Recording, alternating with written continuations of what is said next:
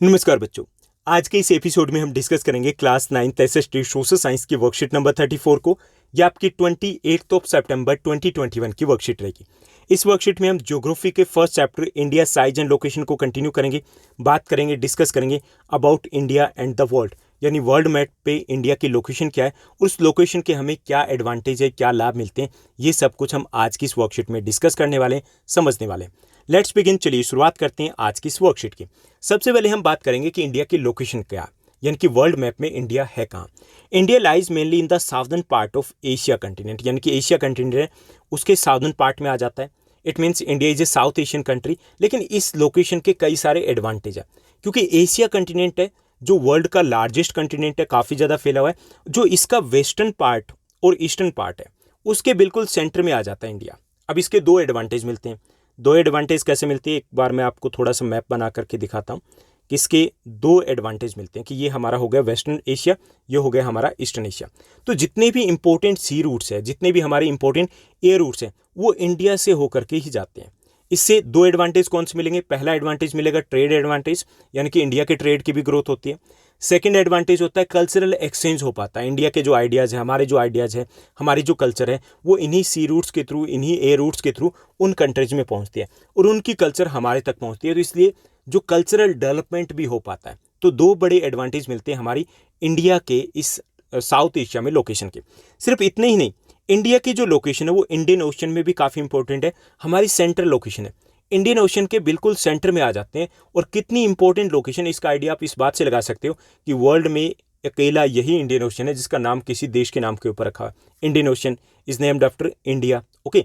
और इससे कैसे एडवांटेज मिलते हैं कि द इंडियन ओशन है which connects the eastern Asian countries to the European countries in the west, उसके बिल्कुल सेंटर में इंडिया आ जाता है। यानी ईस्टर्न जो एशियन कंट्रीज है उनका जब यूरोपियन कंट्रीज के साथ किसी भी टाइप का ट्रेड होता है तो वो इंपॉर्टेंट जो सी रूट्स होते हैं वो इंडिया से होकर के ही जाते हैं। अगेन हमें घर बैठे हुए एडवांटेज होते हैं। इंडिया के ट्रेड डेवलपमेंट के लिए हमारे पास चांसेस है, अपॉर्चुनिटीज़ है और ज़्यादा हो जाती है।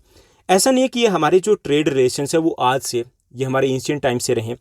From the ancient times onwards India has trade and the cultural relations not only with the Europe and East Asia but also with the West Asia and the Africa. अगर हम बात करें एंशियंट टाइम की, तो हमारे ancient time से India famous रहा है अपने कॉटन टेक्सटाइल के लिए।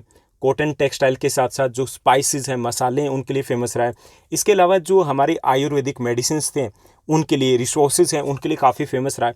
तो इंडिया के काफ़ी स्ट्रॉन्ग ट्रेड रिलेशंस रहे हैं।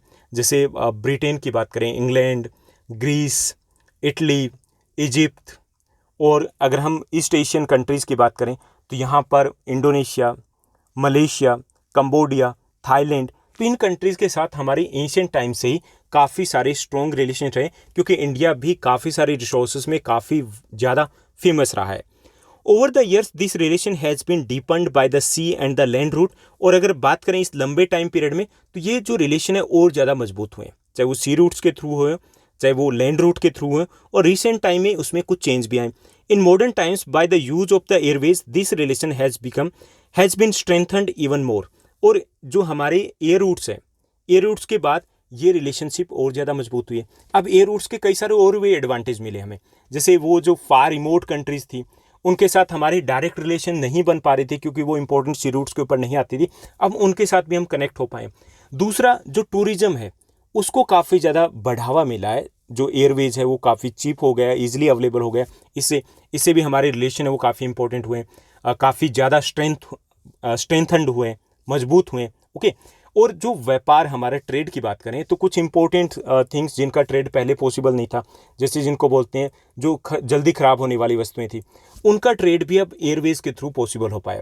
तो एयरवेज है, इसने उन रिलेशनशिप को और ज़्यादा मजबूत किया है। और कुछ न्यू कंट्रीज है जिनके साथ हमारे कनेक्शन उतने मजबूत नहीं थे, उनके साथ भी हमारे रिलेशन बने और वो और ज़्यादा स्ट्रॉन्ग होंगे। Through these routes the ideas of the Upanishad, the Ramayana, the stories of the Panchatantra, the Indian numerals and the decimal system could reach many parts of the world. और इन्हीं जो सी रूट्स की बात करें, इन्हीं लैंड रूट्स की बात करें, इन्हीं के थ्रू जो इंडियन आइडियाज़ थे, इंडियन एजुकेशन सिस्टम था, इंडियन जो नॉलेज था, वो अदर कंट्रीज़ में पहुंच पाया था। और वहाँ का जो सिस्टम था, एजुकेशन सिस्टम था, जो अच्छे आइडियाज़ थे, वो उन्हीं जो सी रूट्स है या लैंड रूट्स है उनके थ्रू इंडिया तक पहुँचे। बुद्धिज़्म की बात करें तो बुद्धिज़्म जिसका ओरिजिन प्लेस इंडिया रहा है, लेकिन जो ईस्टर्न एशिया है या फिर जो नॉर्थ ईस्टर्न एशियाज़ हैं, उन कंट्रीज़ में मोस्टली में बुद्धिस्ट हैं। कहाँ से गया? इंडिया से गया। इन द सेम वे जो अदर रिलीजन्स इंडिया में है, कहाँ से आए? इन्हीं सी रूट्स या फिर ओशन रूट्स के थ्रू आए। ओके, द स्पाइसेस, मसलिन या other merchandise were taken to different countries through these routes only. और हमारे जो एंशियंट टाइम की बात करें, जो स्पाइसेस थे, मसलिन की बात करें, रेशम का जो कपड़ा था या जो कॉटन टेक्सटाइल था, वो सभी इन्हीं रास्तों से होकर के उन सभी कंट्रीज तक पहुंच पाता था। तो सिर्फ हमारे ये नहीं कह सकते आइटम्स पहुंचते थे, हमारे जो आइडियाज़ थे, हमारी जो कल्चर थी, वो भी वहाँ पर पहुँचती थी। और धीरे धीरे देखिए कि अगर हम अभी की बात करें, कनाडा में आप जाइए, आपको लगेगा कि this is the part of India. आप फिजी में चले जाइए, आपको लगेगा कि इंडियन पार्ट है ये। न्यूजीलैंड, ऑस्ट्रेलिया, तो वहाँ पर इन्हीं सी रूट्स या फिर इन्हीं जो एयर रूट्स हैं, इनके थ्रू ही लोगों का आना जाना बना है। और धीरे धीरे हम इतने ज़्यादा हैबिचुअल हो गए कि हमने वहाँ पे सेटल होना शुरू कर दिया, और अब वो कल्चरल डिफरेंस है वो ज़्यादा दिखाई नहीं देता, विजिबल ही नहीं होता। On the other hand, the influence of the Greek sculpture and the architectural style of the dome and the minarets from the West Asia can be seen in different parts of our country। साथ साथ ऐसा नहीं कि हमने सभी कुछ वहाँ पर सेंड किया है, वहाँ से बाहर से भी बहुत कुछ हमारे पास आया, चाहे वो रिलीजन की बात करें और चाहे हम बात करें कल्चर की बात करें, जैसे जो ग्रीक स्कल्पचर है या आर्किटेक्चरल स्टाइल्स है, डोम का है, मिनरेट्स का है, तो ये भी हमारे यहाँ पर वेस्टर्न एशिया से पहुँचा है इन्हीं सीरीड्स के थ्रू और इन्हीं ओशन रूट्स या फिर लैंड रूट्स के थ्रू। ओके, तो ये हमने देखा कि इंडिया की जो सेंट्रल लोकेशन है, इससे हमें क्या एडवांटेज रहे, हमारे जो आपसी संबंध है वो ज़्यादा मजबूत हुए, ट्रेड बेनिफिट्स हुए, कल्चरल बेनिफिट्स हुए। ओके, यहाँ पर एक बार मैप में आप देखिए इंडिया की लोकेशन को, कहाँ पर है इंडिया की लोकेशन। तो this one is the South Asia, ये complete, this one is the Asia, ये कंप्लीट एशिया आ गया, and this part is the South Asia. ठीक, India lies in the southern Asia. और साउदर्न एशिया के advantage क्या है? एक तो यहाँ देखिए कि हम इंडियन ओशन में सेंट्रल लोकेशन है। ओके, सबसे इंपॉर्टेंट लोकेशन इंडिया की आती है। और जो अफ्रीकन कंट्री को ईस्ट एशिया से जोड़ना है, अगर हमें वेस्टर्न एशियन कंट्री को ईस्ट एशिया से जोड़ना है, तो इम्पोर्टेंट सी रूट्स या फिर एयर रूट्स है वो इंडिया से होकर के ही जाएंगे। ओके, इसी वे में अगर हम देखें, जैसे इजिप्ट इज देयर, इजिप्ट का अगर ऑस्ट्रेलिया के साथ, हियर इज़ द ऑस्ट्रेलिया, अगर ऑस्ट्रेलिया के साथ कनेक्शन हो, किसी भी टाइप का ट्रेड हो, तो ये इंपॉर्टेंट रूट्स भी इंडिया से होकर के ही जाएंगे। तो ये हमारी इंपॉर्टेंट लोकेशन है, जो हमें, हमारी जो लोकेशन है वो हमें और ज़्यादा इंपॉर्टेंट बनाती है, न केवल इंडियन ओशन में बल्कि वर्ल्ड इकोनॉमी की बात करें तो वहाँ पर भी। Now let's move to the second segment और डिस्कस करते हैं इस इजी वर्कशीट पर बेस्ड कुछ क्वेश्चंस को। वैसे आज की वर्कशीट में कुछ ज़्यादा नहीं था, लेकिन कुछ छोटे से इंपॉर्टेंट टॉपिक थे जिनको हमने डिस्कस किया, उन्हीं पर बेस्ड रहेंगे आज के हमारे ये 5 क्वेश्चंस। फर्स्ट जो हमारा क्वेश्चन दिया गया, describe the location of India on the world map. World map पर हमें इंडिया की लोकेशन को बताना है कि इंडिया की लोकेशन कहाँ है, कैसी है। ओके, तो इंडिया के अगर लोकेशन की बात करें, India is located to the south of the Asia continent. India कहाँ है? एशिया कंटिनेंट के साउथ में आ जाता है। Okay, and in the centre of the east and west Asia, उसके बिल्कुल सेंटर में आ जाता है।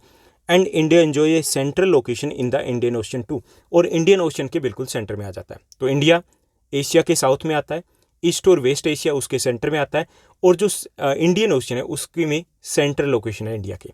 ये हो गया कि इंडिया की वर्ल्ड मैप में लोकेशन कहाँ है। Now let's move to the second question. जो सेकंड क्वेश्चन है उसको देखिए। सेकंड क्वेश्चन हमें दिया गया, write down the names of some of the countries of that part of the world with which India had trade and cultural relations. हमें कुछ उन कंट्रीज के नेम मेंशन करने जिनके साथ हमारे एंशियंट टाइम से अच्छे कल्चरल या फिर ट्रेड रिलेशन रहे। Okay, in ancient times India had trade and cultural relations with countries like England, Portugal, Greece, Iran, Iraq, Egypt, Thailand, Cambodia, Indonesia etcetera. यानी कि ये सभी कंट्रीज़ हैं जिनके साथ हमारे पुराने समय से, प्राचीन समय से, एंशियंट टाइम से काफ़ी स्ट्रॉन्ग रिलेशन रहे हैं। Now let's move to the third question. Third जो हमारा क्वेश्चन दिया गया, चलिए उसको देखते हैं। थर्ड क्वेश्चन दिया गया, how India has been benefited by its central location in the Indian Ocean. जो इंडियन ओशन में इंडिया की जो सेंट्रल लोकेशन है, इससे हमें क्या एडवांटेज मिलते हैं? तो काफ़ी सारे एडवांटेज है। फर्स्ट है, it has help in cultural exchange, क्योंकि इंडिया सेंट्रल लोकेशन में, तो कल्चरल एक्सचेंज में हेल्प मिलती है, क्योंकि जितने भी इंपॉर्टेंट सी रूट्स है, एयर रूट्स हैं या फिर जो लैंड रूट्स है, वो इंडिया से होकर के ही जाते हैं। तो इससे आपसी जो आदान प्रदान हुआ कल्चर का, तो हमारा कल्चरल एक्सचेंज में हेल्पफुल रहे हैं ये इंडिया की central location. Second, it is helpful in the foreign trade too, foreign trade के लिए हम ईस्ट एशिया के साथ, साउथ एशिया के साथ, यूरोप के साथ, नॉर्थ एशिया के साथ, अफ्रीका के साथ, ऑस्ट्रेलिया के साथ, यानी इन सभी कंट्रीज़ के साथ, इन सभी रीजन के साथ ईजिली ट्रेड कर पाते हैं। इंडिया की एक लॉन्ग कोस्ट लाइन है, उस कोस्ट लाइन पर 12 मेजर और 185 स्मॉल और माइनर पोर्ट्स हैं, तो इन पोर्ट्स के थ्रू हम इजीली ट्रेड कर पाते हैं। तो ये भी हमें ट्रेड एडवांटेज मिलते हैं इस सेंट्रल लोकेशन के। थर्ड है, many types of the resources are also obtained from the Indian Ocean. अब इंडियन ओशन में सेंट्रल लोकेशन है, इसका एक एडवांटेज ये भी है कि बहुत सारे रिसोर्सेज हमें इंडियन ओशन से मिलते हैं। जैसे पेट्रोलियम, हमारा जो मोर देन 50% पेट्रोलियम है वो मुंबई हाई से निकाला जाता है, जो कि इंडियन ओशन में। फिश एक इम्पॉर्टेंट रिसोर्स है, उसके लिए इंडियन ओशन हमें वहीं से मिलती है। या हम सोल्ट की बात करें या अदर मिनरल्स की बात करें, वो हम ऑब्टेन करते हैं इंडियन ओशन से, तो ये भी हमें एडवांटेज मिलता है। It is also important from the military point of view से भी इंपॉर्टेंट है कि इंडिया का जो एक लॉन्ग कोस्ट लाइन है, उस पर इतना ईजी नहीं होता कि किसी भी कंट्री के लिए एकदम से अटैक करना, तो ये भी हमें एक एडवांटेज देता है। Now let's move to the next one. Fourth जो हमारा क्वेश्चन रहेगा उसको देखते हैं। फोर्थ क्वेश्चन दिया गया, how the relation of India with the world has been affected by the use of airways in the modern time, कि modern time में हमने एयरवेज को यूज़ करना शुरू कर दिया, तो इंडिया के जो रिलेशंस है नेबरिंग कंट्रीज़ के साथ या other countries of the world के साथ, तो उसमें क्या चेंज आए ये हमें बताना है। We have established relations with the remote countries through the use of air routes, कि अब क्या हुआ कि जो रिमोट कंट्रीज थी उनके साथ पहले रिलेशन नहीं होते थे, उनके साथ हमने रिलेशन एस्टेब्लिश किए हैं, सेटअप किए हैं एयर रूट्स के थ्रू। सेकेंड है, this has led to an increase in the cultural exchange में काफ़ी ज़्यादा इंक्रीज हुआ है कि ईजिली हम एक कंट्री से दूसरी कंट्री के साथ कनेक्ट हो पा रहे हैं, तो जो कल्चरल एक्सचेंज है वो और ज़्यादा तेज़ हुआ है। Third, it has also given a boost to the tourism and that further strengthen our relation, इससे टूरिज्म को बढ़ावा मिला है, ईजिली हम अदर कंट्रीज़ में जा पा रहे हैं, दूसरे कंट्रीज़ के लोग यहाँ पर आ पा रहे हैं, तो इससे भी हमारे उन कंट्रीज़ के साथ जो रिलेशन है वो और ज़्यादा स्ट्रॉन्ग होते हैं, तो ये एडवांटेज मिले हमें एयरवेज के। Now let's move to the next question. Fifth हमारा क्वेश्चन रहेगा। फिफ्थ क्वेश्चन है, with the help of the map की हेल्प से हमें बताना है, explain how the Indian coast would be in an advantage if we move from Egypt to Australia through the sea route, कि अगर हम इजिप्ट से ऑस्ट्रेलिया जाते हैं सी रूट्स के थ्रू, तो इंडियन कोस्ट को या इंडिया को कैसे एडवांटेज होता है। ठीक, If we move from Egypt to Australia by the sea route, the major ports of India are located in the center of this important sea route. यानी कि अगर इजिप्ट से ऑस्ट्रेलिया जाना हो तो इस इम्पोर्टेंट सी रूट्स के मेजर जो पार्ट है उसके ऊपर हमारे इंडिया की मेजर पोर्ट्स आएगी, यानी कि यहीं से होकर के जाया जा सकता है। दूसरा, it brings the cultural and the commercial benefits to India, इससे हमें कल्चरल बेनिफिट में मिलेंगे क्योंकि कल्चरल एक्सचेंज होगा, कमर्शियल बेनिफिट भी मिलेंगे क्योंकि इंडिया एक इंपॉर्टेंट सी रूट्स के ऊपर है, तो इंडिया का जो ट्रेड है वो भी फ्लोरिश करेगा, उसमें भी ग्रोथ होगी। थर्ड है, due to this the mutual relationship has become stronger, आपसी जो हमारी रिलेशनशिप है वो और ज़्यादा स्ट्रॉन्ग बनेगी। ओके, तो ये एडवांटेज होंगे। चलिए मैप में मैं आपको दिखा देता हूँ कि ये सी रूट्स कहाँ से होकर के जाएगा और हमें कैसे एडवांटेज मिलने वाला है। तो यहाँ पर ये है लोकेशन, तो ये इजिप्ट कहाँ पर है, this one is the Egypt, और इजिप्ट से अगर जाया जाए तो यहाँ से इस साइड से ऐसे सी रूट्स जाएगा। Okay, like that, clear. तो यहाँ से अगर सी रूट जाएगा तो इंडिया से होकर के ही जाएगा, चाहे वो मार्मागांव पोर्ट हो, न्यू मंगलोर पोर्ट हो, या कोच्चि पोर्ट हो, या तूतीकोन हो, या चेन्नई पोर्ट हो, तो वहाँ से होकर के ये सी रूट जाएगा। तो इंडिया है वो एक इंपॉर्टेंट सेंटर इसमें बनेगा, तो इंडिया के ट्रेड के लिए भी एडवांटेज है और कल्चरल एक्सचेंज के लिए भी एडवांटेज है, और आपसी जो हमारी म्यूचुअल रिलेशनशिप है वो भी और ज़्यादा स्ट्रॉन्ग होगी। तो ये थी हमारी आज की काफ़ी easy interesting worksheet. I hope सब कुछ आपको अच्छे से समझ में आया होगा। अगर आपको ये वीडियो, ये वर्कशीट अच्छी लगी तो इस वर्कशीट को लाइक और शेयर जरूर कीजिएगा। आज के लिए बस इतना ही। Thank you, bye bye, have a nice day. मिलते हैं नेक्स्ट वीडियो में।